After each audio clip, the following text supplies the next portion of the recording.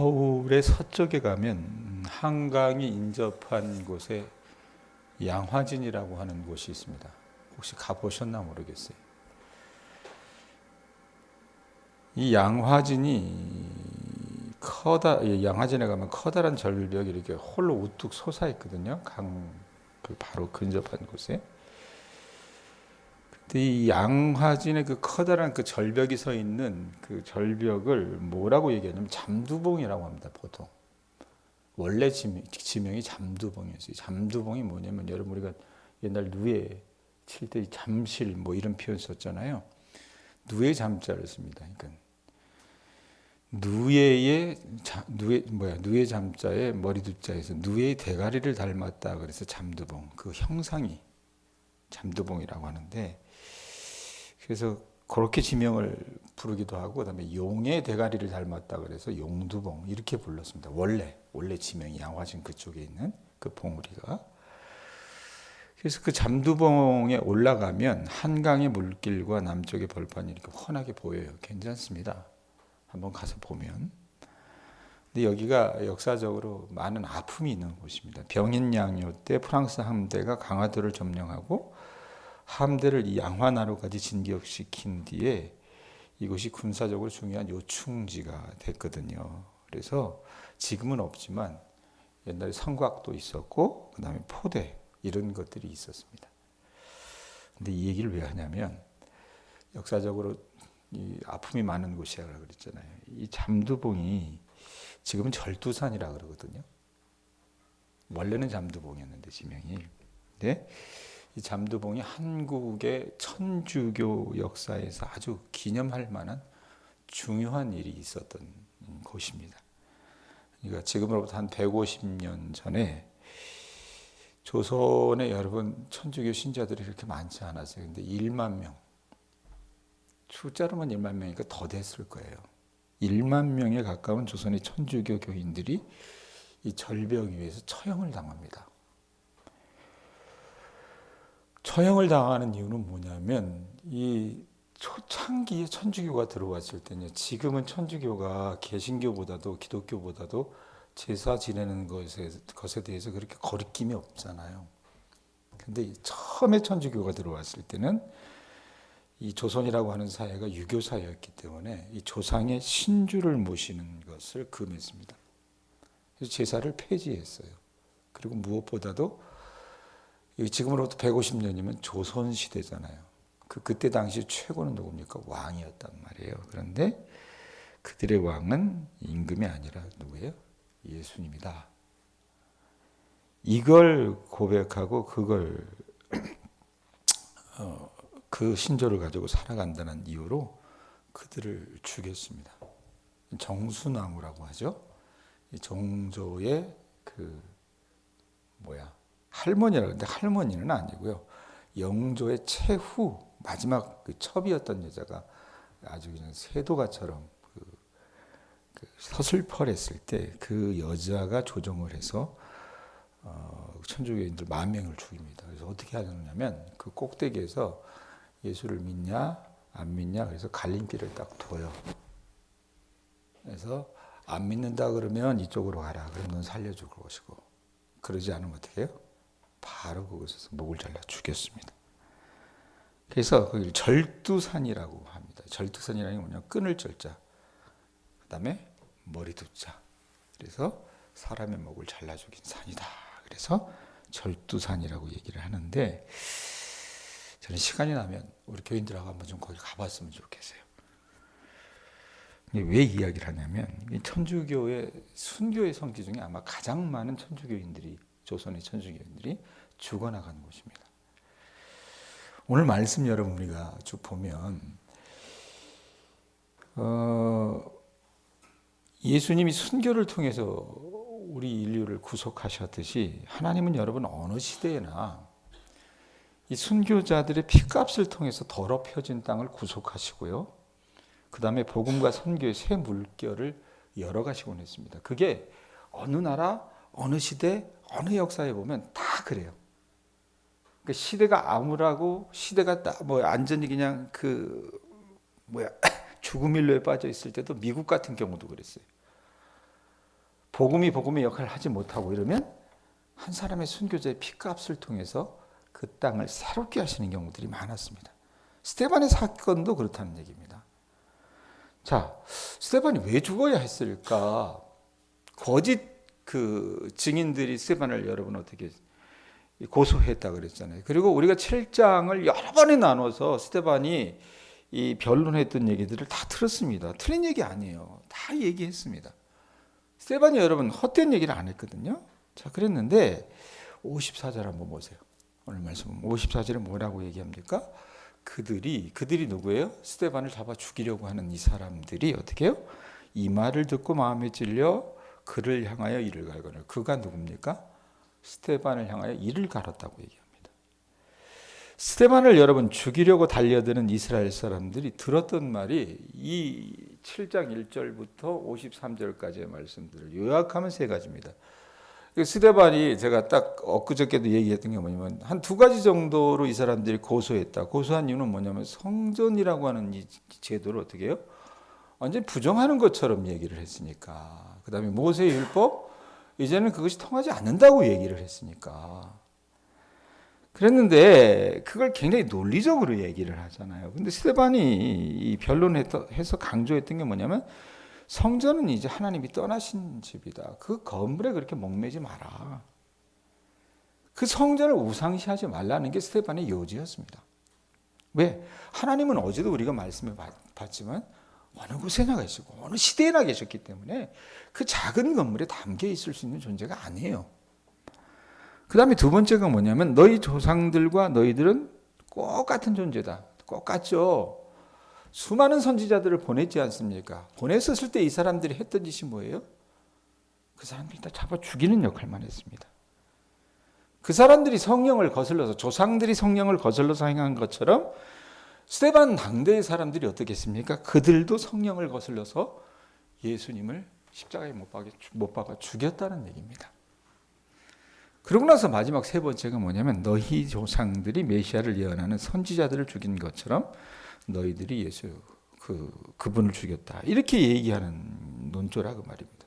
성령을 거슬러서 행했고 그 다음에 선지자들과 예수님을 죽였다. 이렇게 얘기하니까 여러분 만약에 우리가 그런 소리 들으면 어때요? 기분 나쁘죠? 예? 유대인이 어떻습니까? 전국을 찌르는 질책을 했던 겁니다. 양심을 건드렸어요. 근데 사람은 여러분 어때요? 그거 당신 잘못하는 거야. 이렇게 얘기하면 여러분 만약에 목사가 그렇게 얘기한다면 어떻게 해요? 내가 남현숙 권사님한테 권사님 그러지 마세요. 좋지 않아요. 그렇게 얘기하면 어떻게 들어요? 알겠습니다 목사님 감사합니다. 이렇게 들어요?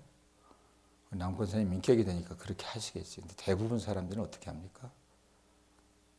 기분 나빠요. 그죠? 나한테 한번 보자. 지금 이스라엘 백성들이 똑같이 하는 겁니다. 똑같이. 그래서 어떻게 말씀해 보면 이 말을 듣고 54절 보세요. 뭐라 그래요? 마음에 찔려가지고 찔리면 자복하고 회개하지. 뭐라고 얘기합니까? 스데반 그를 향하여 이를 갈았다 하는 얘기를 합니다. 이만 갈았어요. 아마 이 사람들 사탄의 지배를 받았던 군중이 아니었던가 싶습니다. 근데 여러분, 그럼 스데반이 여기까지만 하고 이제 이를 북북 갈고 나중에 보자 이러면 더 이상 얘기 안 했으면 좋았을 텐데 그냥 잘못한 거 이거 아세요. 그리고 딱 뒤돌았었으면 좋았을 텐데 돌 맞아 죽을 지경까지 갑니다. 예? 군중이 그런 대로 자제했는데 예? 스데반이 여러분 어떻게 합니까? 결정적인 얘기를 합니다. 그게 어디 55절 56절이에요. 눈이 가주시기 바랍니다. 7장 55절 56절 스데반이 성령 충만하여 하늘을 우러러 주목하여 뭘 봤대요? 하나님의 영광과 및 예수께서 하나님 우편에 서신 것을 보고 말하되 보라 하늘이 열리고 인자가 하나님 우편에 서신 것을 보노라 한데 안 그래도 열이 받았잖아요 지금. 당신네들 이거 잘못했어. 그래서 이를 푹푹 하는데 어떻게 해요? 결정적인 한마디를 합니다. 뭐라고 얘기합니까? 56절일 텐데 말하되 보라. 그가 본 것을 얘기하지 않습니까? 하늘이 열리고 인자가 누구예요? 예수님입니다. 너희가 죽인 그 예수가 어떻게 지금 하나님 우편에 서신 것을 내가 눈으로 본다라고 얘기합니다. 그러니까 예수님이 부활하여 살아계시다는 것을 증거해버린 거예요. 자, 이 사람들이 여러분 예수님을 죽였다고 하는 스데반의 책망에 대해서 유대인들은 변명할 여지가 없었습니다. 왜? 자기들이 죽인 건 사실이지 않습니까? 자, 그런데 아니 그 스데반의 입에서 더 이상 참을 수 없는 그 말이 나옵니다. 이게 뭡니까? 스데반이 하늘을 우러러 예수님이 하나님 우편에 서신 것을 지금 보고 있다고 얘기를 하는 거예요. 여러분, 이 말은요, 너희들이 십자가에 못 박아 죽인 예수가 죽은 것이 아니라 지금 저기 하나님 옆에 살아계신다는 말로 예수님의 부활을 증거하는 말이었습니다. 자, 이 부활을 증거하니까 이 사탄 마귀의 손아귀에 있었던 이 사람들이 어떻게 해요? 어떻게 합니까? 57절에서 60절을 보세요.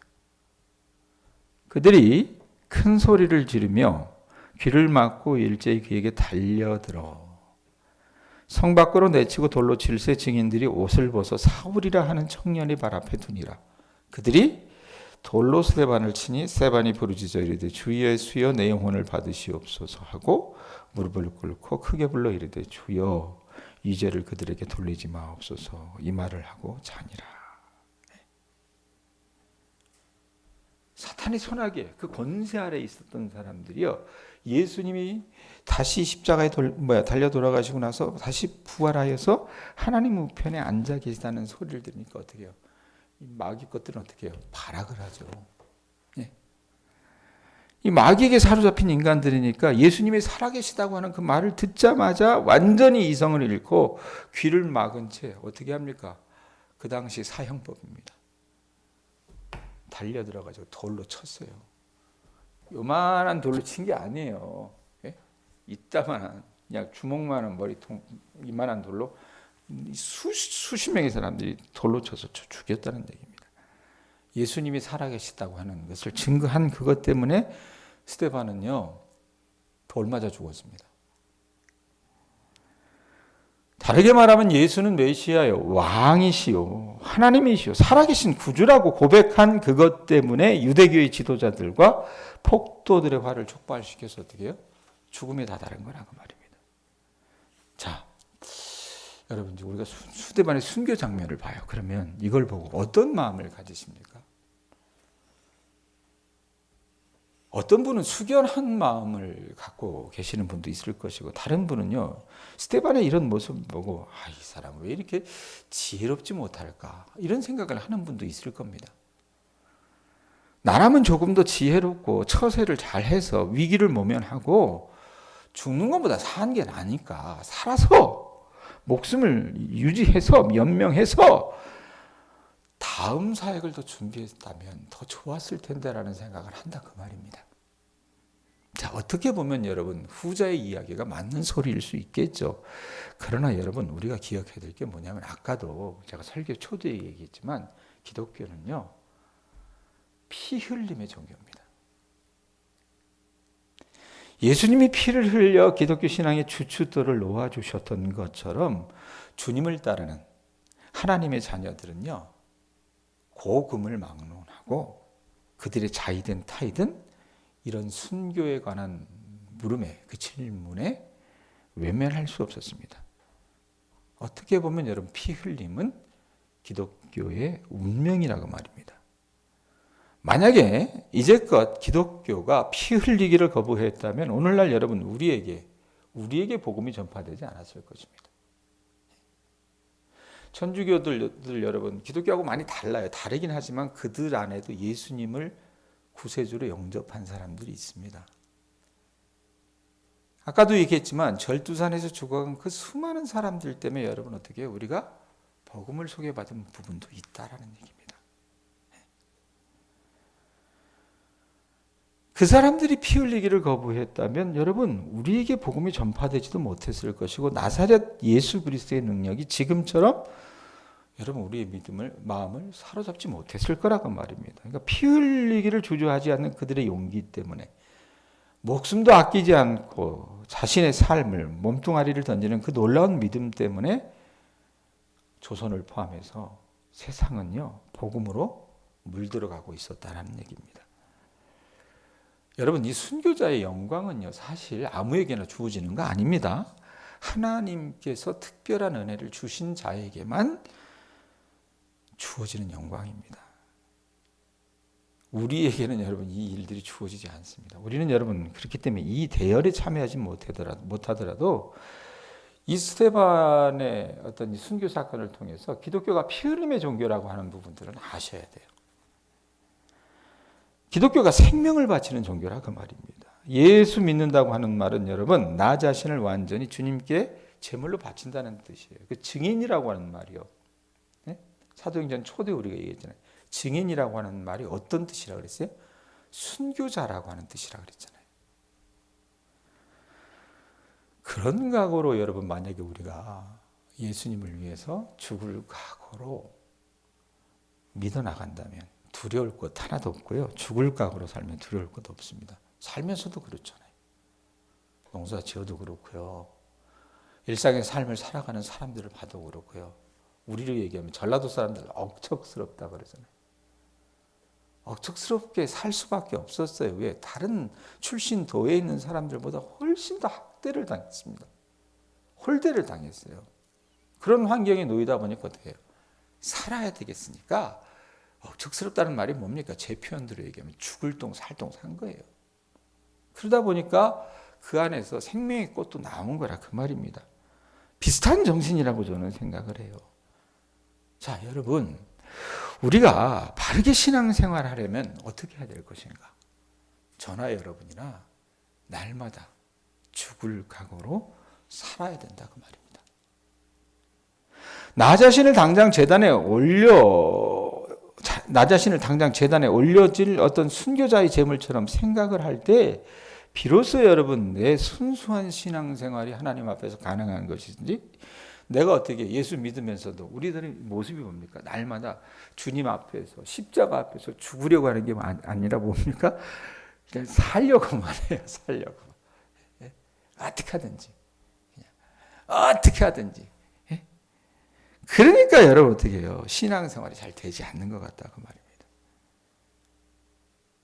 여러분들이 가정에서요. 또 여러분들이 어떤 이웃 공동체에서요.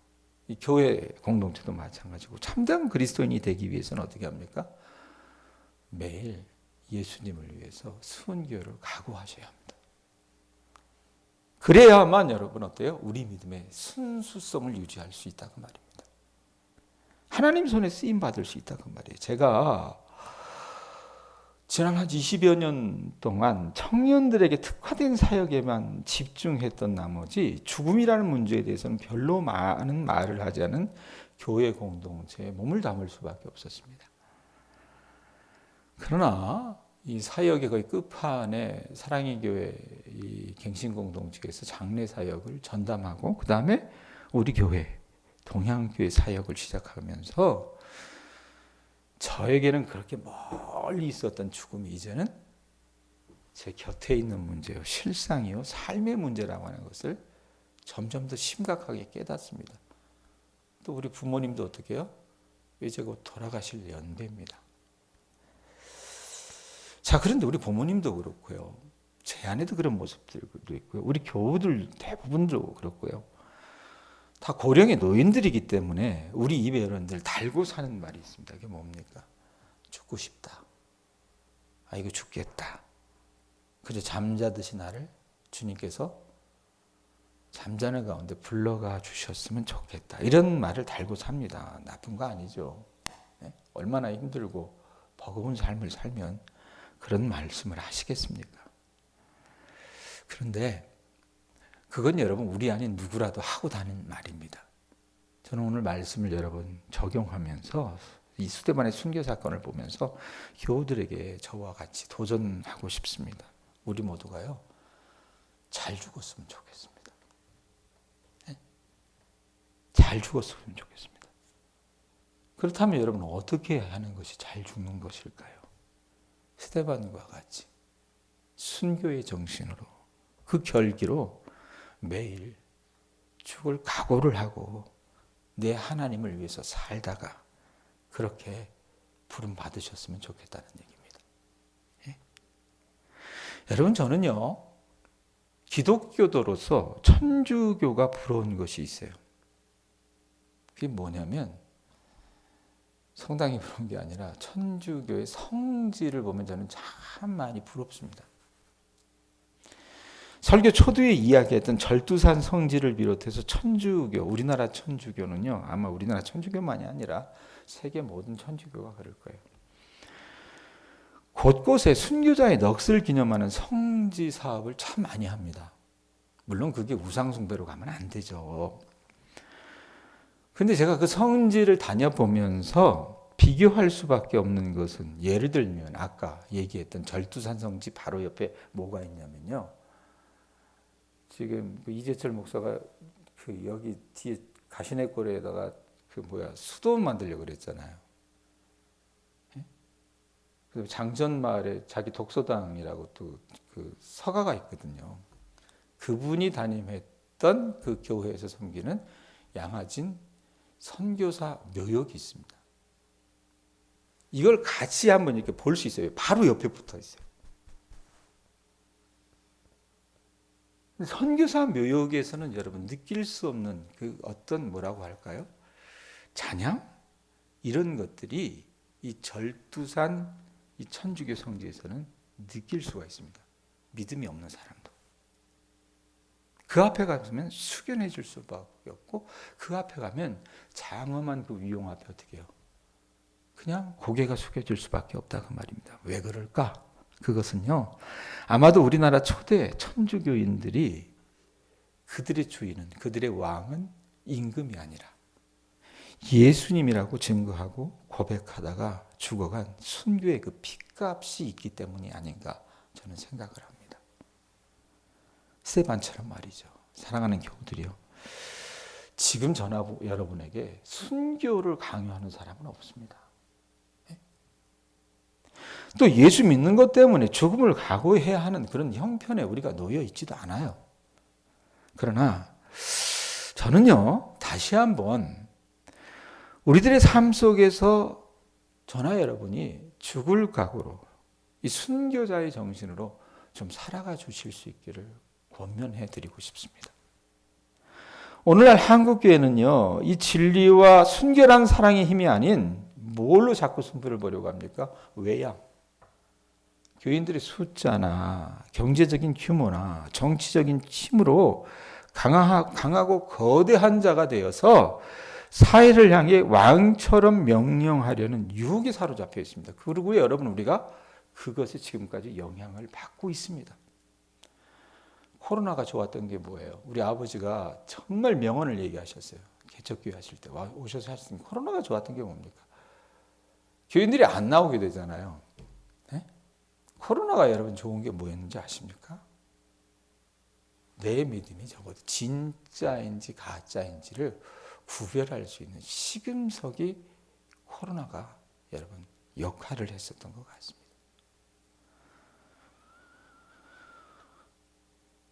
여러분, 불신자들이요, 뭘 보고 감동하신지 아십니까? 불신자들은, 믿지 않는 사람들은 교회의 크기를 보고 감동하지 않습니다. 교회가 벌이는 사업을 보고 감동하지 않아요. 불신자들은요, 말씀에 있는 것처럼 스데반의 모양에서 볼 수 있는 것처럼 돌에 맞아 죽어가면서도 어떻게 해요? 용서를 비는 그 기도 앞에 무릎을 꿇지, 어떤 교회의 수적 위세나 정치적인 힘에 무릎을 꿇고 경도당하지 않습니다. 부디 저나 여러분이라 이 진흙 속에서 피어오르는 연꽃처럼 가장 처참한 박해 속에서도 부활하신 예수님께 시선을 맞추고 사는 스데반과 같은 순교자의 정신으로 참사랑을 실천하는 그런 그리스도인이 될 수 있기를 예수님의 이름으로 후원드립니다. 아셨죠? 주님을 위해서 잘 죽으실 수 있기를 바랍니다. 오늘 하루가 그런 날이 될 수 있기를 바랍니다. 기도하겠습니다.